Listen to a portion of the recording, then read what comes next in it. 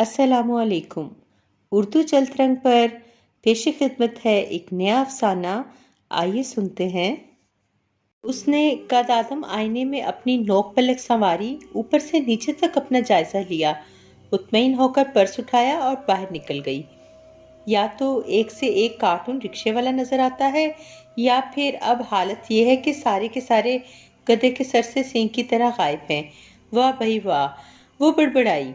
एक तो सुबह ही सुबह ज़राए आमदोरफ्त की किल्लत, फिर सड़कों की मखदूश सूरत हाल, उस पर इन सड़कों के गड़ों में भरा हुआ गटर का पानी, ऊपर से ज़ूबिया का नफासत पसंद, मुख्तात और ख़ुद पसंदाना मिजाज।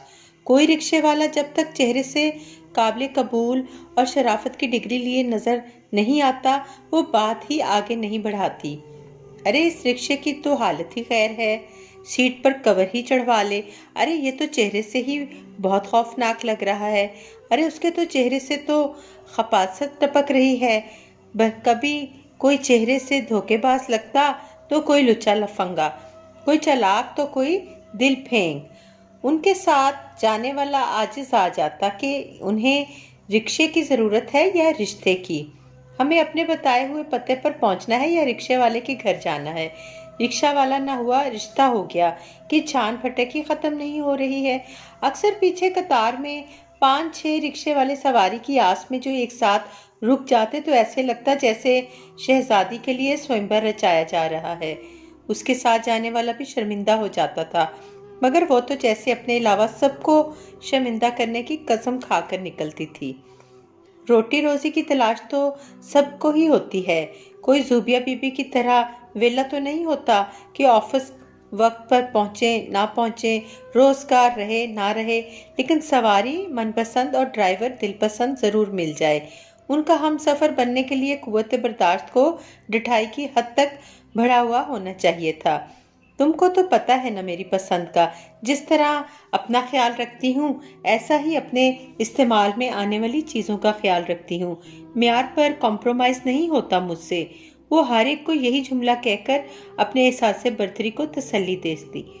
दोस्ती भी ढूंढ ढांड कर हसीन लोगों से ही करती और उनकी मोहब्बत में इतना गिर जाती कि बाज़ लोगों की ठोकर को भी फ़ख्र से बयान करती कि देखो ये किसी से बात नहीं करती, वेटर से भी पानी मंगवा सकती थी, लेकिन मुझसे इतनी मोहब्बत है, हर काम मुझसे कहती हैं। बस दौलतमंद होना शर्त है, चाहे वो दौलत हुस्न हो या दौलत ज़र। जिसके पास होती है उसके सामने ज़ूबिया साहबा पलकों के साथ साथ खुद भी पीछी नज़र आती, और अगर किसी से अदावत हो जाए तो फिर उसकी इज्जत की धज्जियां भी जा बचा लटकी नजर आती, क्योंकि बकौल उनके मैं लगी लपटी नहीं रखती, साफ बात करती हूँ। गलत बात तो मुझसे बर्दाश्त ही नहीं होती। अब किसी को आग लगे तो लगे, लेकिन इस कुलिये का इतलाक वो अपने ऊपर कतन नहीं करती थी। खुद भी बन्नों को ना तो अपने ऐप नजर आते थे और ना किसी और की साफ कोई बर्दाश्त होती थी। बस नहीं चलता था कि दूसरे को जिंदा दरगोर कर दें, इसलिए लोग उनसे मुतासिर ज़रूर होते थे, मगर फासले से ही मिलते थे। उनका हल्का अहबाब भी मुख्तसर और कमोबेश उन्हीं की सफ़ात का हामिल था, जो उनकी हर बात पर लब्बैक कहता और वो भी उनकी हर बात की माला जप्ती नजर आती। पूरी कायनात में उन जैसे हर फन मौला शाज़ो नादिर ही थे, और जितने भी थे बकौल उनके वो सब उनके हल्का यारा में शामिल थे। यूं कुल मिला के रूए ज़मीन पर 2 ही किस्म के लोग काबिल तारीफ और इज्जतदार पाए जाते थे, एक तो मिस ज़ूबिया और उनके हमनवा, या फिर वो जिनको के मिस ज़ूबिया काबिल इज्जत समझें। ऑफिस में कुछ दिनों से एक नई लड़की नजर आ रही थी, मगर ज़ूबिया उसकी तरफ देखना भी पसंद नहीं करती थी। उसे वैसे भी मोटे नकूश वाली लड़कियां पसंद नहीं आती थीं। बकौल उसके लड़कियों को तो नाजुक अंदाम और खड़े नकोश वाला ही होना चाहिए।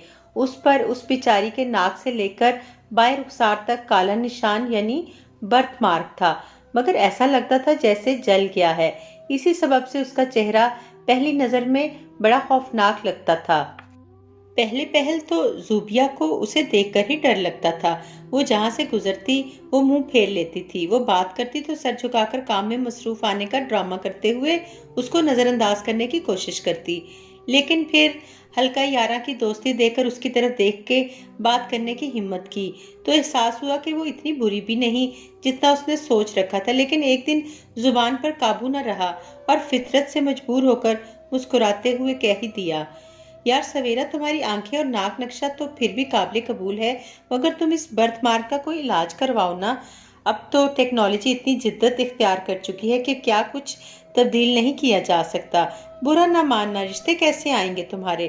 لگتا ہے تمہاری ماں کو تمہاری چندہ فکر نہیں۔ کون احمق کہتا ہے کہ میری ماں کو میری فکر نہیں؟ آپ نے مجھے پال پوس کر بڑا نہیں کیا، اور کم از کم آپ کو میرے غم میں گھلنے کی ضرورت نہیں۔ میری ماں الحمدللہ کافی ہے۔ ارے تم تو برا مان گئی، تمہارے بھلے کی بات کر رہی تھی۔ سب کی بھلائی سوچنے کی بجائے اپنے بھلے کی فکر کیا کرے مس زوبیہ۔ مالدار پارٹی ہو تو سوچا مشورہ دے دوں۔ صبح ہی زوبیہ نے سویرا کو کار سے اترتے دیکھا تھا۔ سویرا کے خلاف امید برہم لہجے پر بکھلا کر جھنم مٹاتے ہوئے مسکراتے ہوئے بولی، پیسوں کے علاوہ بھی دنیا میں اور ہزاروں مسئلے ہیں زوبیہ بی بی۔ سویرا بھی مسکراتی ہوئی کہہ کر اٹھ کر چلی گئی اور وہ اپنی سبکی پر جی جان سے جل کر بڑبڑانے لگی، یہ ہوتے ہیں گھنے لوگ۔ اچھی خاصی مالدار پارٹی ہے، مگر خود کو پہلے دفاتر میں جاب کر کے سیلف میڈ کہلانے کا ڈرامہ کرتی ہیں، پھر اپنی شکل دکھا کر لوگوں کی ہمدردیاں بھی بٹورتی رہتی ہیں۔ اس کو اس بات کا ہمیشہ قلق رہتا تھا کہ اس جیسی طرح دار شخصیت رکشے میں آئے اور بقول اس کے ایلے میلے لوگوں کے پاس پیسے کی ریل پیل ہے۔ کہنے کو خوف خدا بھی بہت تھا، مگر زبان کو تالو سے لگانا آسان کام نہیں تھا، وہ بھی زوبیہ کے لیے جسے اپنی ناک کے نیچے کوئی نظر ہی نہ آتا تھا۔ مس زوبیہ، منہ میٹھا کریں۔ کچھ دن بعد کا ذکر ہے کہ ارج اس کے سر پر مٹھائی کے ڈبے سمیت موجود تھی۔ گلاب جامن دیکھ کر ان کی آنکھیں چمکنے لگیں اور منہ میں پوری گلاب جامن رکھنے کے بعد میٹھا کھلانے کا سبب پوچھنے کا خیال آیا۔ بمشکل اشاروں کنائیوں سے کام چلا کر پوچھا تو جواب سن کر گلاب جامن کا نگلنا مشکل ہو گیا۔ کیا سویرا کی بات پکی ہو گئی ہے؟ مارے صدمے اور حیرت کے وہ تو بات کرنا ہی بھول گئیں۔ اگرچہ خود کی شادی کو بھی 1 سال ہی ہوا تھا، مگر بقول اس کی شادی میں تاخیر کا سبب تو اس کے معیار کے لڑکے کی عدم موجودگی تھی، ورنہ تو ان کا حسن و نزاکت دیکھ کر بل گیٹس اور شہزادہ ہیلری جیسے لوگوں کی قطاریں بدی ہوئی تھیں۔ وہ تو بھلا ہو کہ گزرتی عمر کے خوف نے لڑکا پسند کرنے پر مجبور کر دیا، جو ساتھ رہنے والے بہن بھائیوں کی زندگی آسان ہو گئی تھی۔ ارے مہندی تو بہت خوبصورت لگوائی ہے۔ 2 دن بعد جب سویرا آئی تو سب نے ہی انٹرویو شروع کر دیا۔ اساد بھائی کزن ہوں گے تمہارے، ہے نا؟ زوبیہ نے اپنے شکوک کے اظہار کی ابتدا کرتے ہوئے پوچھا، کیونکہ ان کو یقین نہیں آ رہا تھا کہ جب حسین سے حسین ترین لڑکیاں اچھے بر کی تلاش میں گھر بیٹھی بوڑھی ہو رہی ہیں تو اس جیسی کو جسے نظر بھر کر دیکھنے کا دل نہ چاہے کہاں سے اچھا رشتہ مل گیا؟ ہو نہ ہو کوئی دور پرے کا غریب غربا قسم کا رشتہ دار ہوگا۔ رشتہ دار تو رشتہ داری کا پاس کر کے اس کے چہرے کے عیب کے ساتھ اسے برداشت بھی کر لیں گے، مگر کوئی غیر تو اس کو دیکھنے کے بعد دوبارہ اس کے گھر کا رخ بھی نہیں کرے گا۔ مگر ان کا یہ اندازہ غلط ثابت ہوا۔ ارے نہیں زوبیہ، اصاف سے کہیں سے ہماری کوئی رشتہ داری نہیں ہے، بہت اچھے لوگ ہیں، اصاف بھی اور ان کے گھر والے بھی۔ اچھا، وہ اپنی حیرت پر قابو پانے کے باوجود اچھا کہنے پر ہی اٹک گئی، مگر پرتجسس طبیعت کو ابھی بھی قرار نہ آیا تو اپنے لہجے میں شگفتگی پیدا کرتے ہوئے بولی، ارے بھائی، جب پارٹی مالدار ہو تو سب اچھے ہی ہو جاتے ہیں۔ نہیں، مس زوبیہ، شک نہیں کرنا چاہیے، وہ لوگ واقعی بہت اچھے ہیں، بلکہ اصاف تو روز یہاں سے گزرتے تھے، ان کی پسند پر ہی یہ رشتہ طے ہوا ہے۔ کیا پسند؟ اس ایک لفظ پر ہی اٹکے زوبیہ کی آنکھیں باہر نکل آئیں کہ جس چہرے پر نظر پڑتے دوبارہ دیکھنے کا دل نہ چاہے، اسے کیسے کوئی محبت کی صنعت سے نواز سکتا ہے؟ کیا ہوا مس زوبیہ، طبیعت ٹھیک ہے نا؟ سویرا اس کی شکل دیکھ کر ایک دم پریشان ہوگی۔ ہاں، وہ میں کہنا چاہ رہی تھی کہ کیا ہی اچھے لوگ ہیں، انہوں نے بات بنائی، لیکن پسند والی بات ہضم نہیں ہو رہی تھی۔ ہو نہ ہو کوئی بدصورت یا لالچی انسان ہوگا، انہوں نے دل ہی دل میں خود کو تسلی دی۔ ایک لمحے کو ان کے دل میں کچھ خوف خدا بھی جاگا، لیکن پھر اس کی جگہ احساس تجسس و تفاخر نے لے لی۔ ان کے حلقہ احباب نے اسے دبے لفظوں میں ٹوکا بھی کہ اس طرح کھلم کھلا کسی کو اس کے عیب کا احساس دلا کر شرمندہ کرنا اچھی بات نہیں، مگر جب کوئی خود کو عقل کل مان لے تو ایسے پر نصیحت کا کچھ اثر نہیں ہوتا اور ایسے لوگوں کو کچھ بھی کہنا چھوڑ دیا جاتا ہے۔ مس زوبیہ سویرا کا منگیتر ملنے آیا ہے، چلیں دیکھیں۔ 2 دن بعد آفس کے آف ٹائمنگ پر وہ نکلنے ہی والی تھی کہ زویا نے اطلاع دی۔ اس کا جذبہ تجسس پھر جاگ اٹھا اور آنکھیں چمک اٹھیں کہ اب سویرا صاحبہ کی ساری اطراحٹ نکل جائے گی۔ خود کو بہت حسین سمجھ رہی ہیں نا کہ ہر راہ گیر ان پر مر مٹتا ہے۔ جانے کیوں ایک اندیکھی سی عداوت ہو گئی تھی اس سے سویرا کے ساتھ۔ اسے خود سے کسی بھی معاملے میں کسی کا برتر ہونا برداشت ہی نہیں تھا، وہ بھی ایسے لوگوں کی برتری جسے وہ کسی طرح قابل عزت و توجہ نہ سمجھتی ہو۔ ارے زوبیہ آئیں، میں آپ کو اصاف سے ملواؤں۔ پیچھے سے اسے سویرا کی آواز سنائی تھی تو اس نے مڑ کر دیکھا اور ایک لمحے کو آنکھیں کھلی کی کھلی رہ گئیں، حیرت سے نہیں بلکہ صدمے سے۔ اچھا یہ مس زوبیہ ہیں، السلام علیکم، سویرا آپ کی بہت تعریف کرتی ہے۔ مخاطب نے تعارف کرانے سے پہلے ہی دوستانہ انداز میں اس کو سلام کر کے گفتگو کا آغاز کر دیا۔ زوبیہ کے سارے ارمان خاک میں مل گئے۔ اصاف نہ صرف شکل و صورت کے اعتبار سے ان کے معیار پر پورا اتر رہا تھا بلکہ اس کے بات کرنے کا انداز بھی بہت شریفانہ تھا، اور جن والہانہ نظروں سے وہ سویرا کو دیکھ رہا تھا اس سے تو اس کے تن بدن میں اور آگ لگ رہی تھی۔ بھلا سویرا بھی کوئی اس طرح دیکھے جانے کے قابل ہے؟